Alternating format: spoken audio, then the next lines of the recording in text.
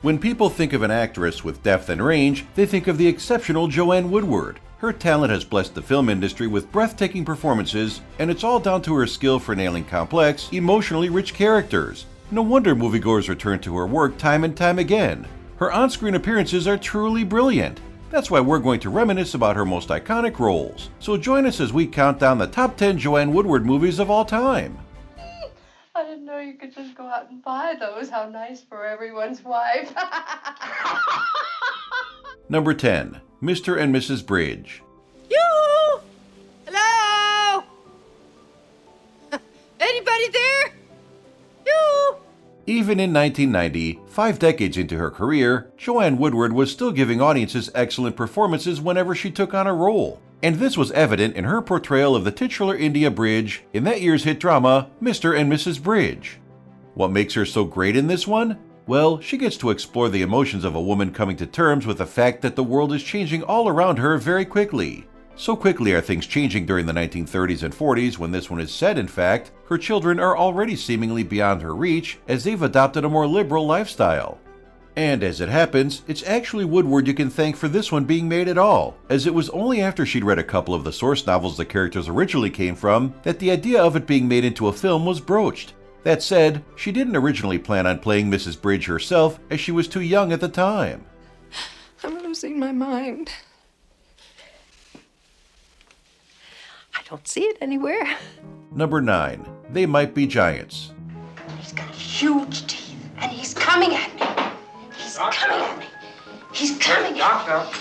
There have been many great adaptations of Sherlock Holmes made over the years, but perhaps none have been quite as strange as this pseudo-version released in 1971 called They Might Be Giants. Sure, it may not be a strict retelling of the Holmes story, but it does feature a man in a psychiatric hospital played by George C. Scott who believes himself to be the famous detective. So there's that.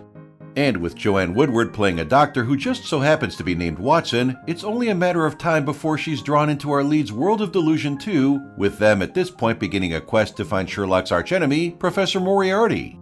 But that's not the thing this movie is best remembered for today. No, instead, it will no doubt ring a bell with alternative rock fans because the band, They Might Be Giants, most famous for writing the theme song to Malcolm in the Middle, directly took their name from it. Hi. Postgraduate. Berlitz. Dance. Military. Cooking. Charm. You said that. I did not. Number 8. No Down Payment. Jane, could I ask you something? Sure, what? Do you think I'm just a good-natured slob? Oh, who told you that? 1957's No Down Payment might not be the first movie which comes to mind when someone thinks of Joanne Woodward, but it's one of her best films nonetheless. And that's because it's a well-told tawdry tale of sex, substance abuse, and discrimination, which sees all of its leads have to bring their A-game. Of course, while the rest of the cast made up of stars like Tony Randall, Sherry North, and Jeffrey Hunter certainly do just this, the real show stealer is Joanne Woodward as Leola Boone. But then, given she's a woman of so much talent, does that really come as a surprise? What might come as a surprise, however, is that No Down Payment picked up some pretty surprising celebrity fans as the years went on. In fact, in 1967, 10 years after its release, David Bowie cited it as being a great film. Hell, he even went as far as to call it a true reflection of the American way of life. You're a stinko again. Oh, I do love a refined man who uses elegant words like stinko.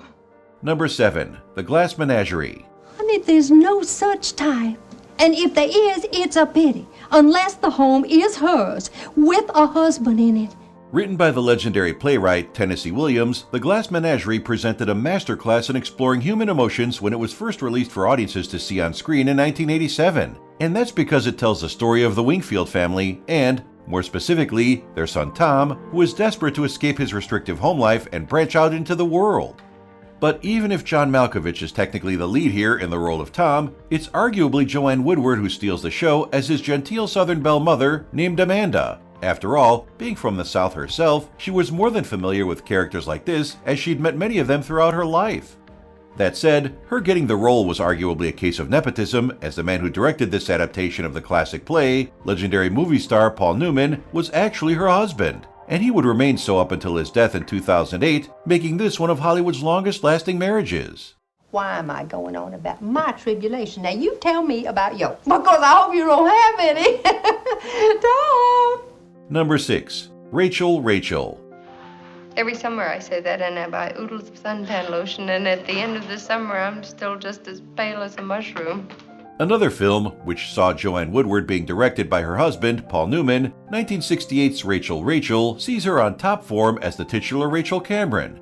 And that's because here, she plays a lonely small-town schoolteacher who starts to reassess her future when she gets asked out by an old classmate who now lives in the big city. Where do things go from here? Well, that's something we won't spoil for you, but we will say the journey is an entertaining one from start to finish. And it's even more entertaining as a result of Woodward and her co-star James Olsen having such excellent on-screen chemistry together. But both Woodward and Newman wouldn't be the only members of their family who worked on this one, as the girl who played Rachel as a child during a flashback scene was actually Nell Potts, the pair's real-life daughter. Miss Cameron, What? do I still have to call you Miss Cameron anymore? Darling, you can call me anything you like. At number 5, we have The Fugitive Kind. I run with nobody. I hoped I could run with you. You are in danger here, Snakeskin. Featuring the combined heavyweight efforts of Tennessee Williams on scriptwriting duties, Sidney Lumet behind the director's chair, and Marlon Brando commanding the screen, there really was no way 1960's The Fugitive Kind was ever going to fail to be less than excellent.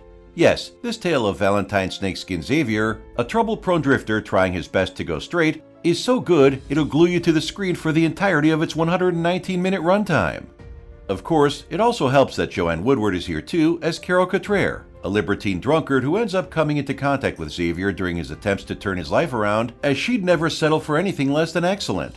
But perhaps the real historical footnotes here are that not only was this the first time an actor, namely Brando, was paid $1 million for a single film, but it was also the first time the word son of a bitch was used on screen, which is being uttered by Woodward at the 56-minute mark. You stop driving, and you just drink.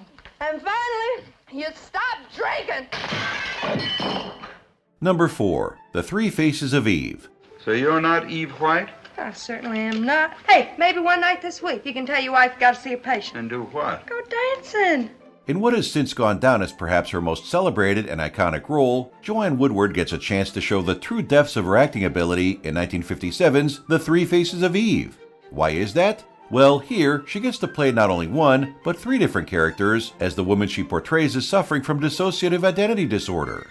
Obviously then, this makes for a highly engrossing watch, not just seeing Woodward pull off such a hefty role, but also seeing the mystery of how her multiple personalities developed in the first place unfold across the film's 91-minute runtime.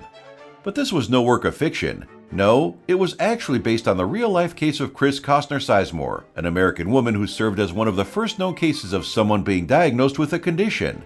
And so concerned was the studio about each of her personalities being okay with a movie being made about them, they made her sign 3 separate contracts before filming began.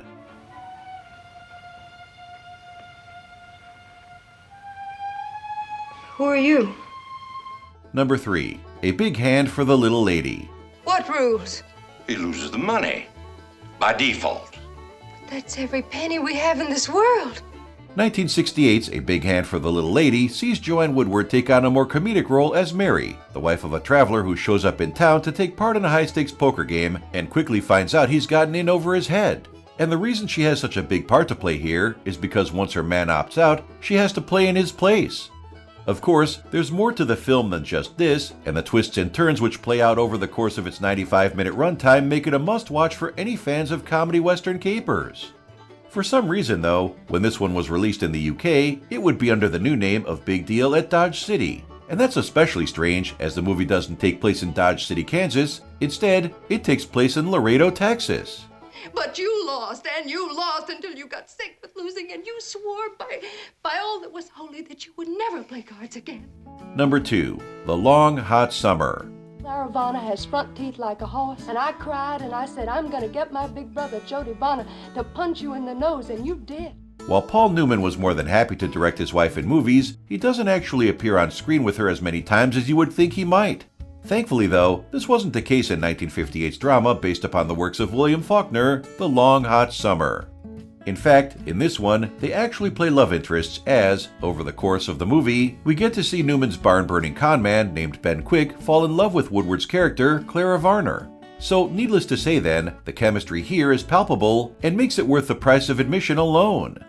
Sadly though, despite becoming pregnant with her and her husband's first child during production, Woodward would miscarry before the baby could be born. But at least they had 3 other healthy kids after this, who would be named Nell, Melissa, and Claire, so there was a happy ending to the whole story.